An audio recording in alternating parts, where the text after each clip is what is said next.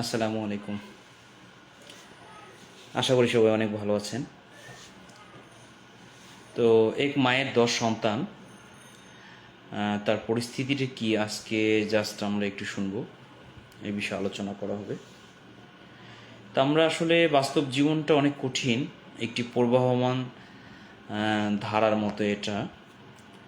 বাস্তব জীবনের হিসাব নিকেশ কল্পনার সাথে কখনো মিলে না, এবং কল্পনাও কখনো বাস্তবতার সাথে দেখা করে না।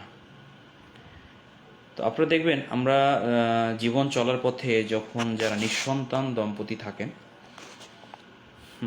হাজব্যান্ড অ্যান্ড ওয়াইফের বোথ এনি পারসন, তখন তারা একটা সন্তান লাভের জন্য তারা কিন্তু তাদের মন প্রাণ হাহাকার করে।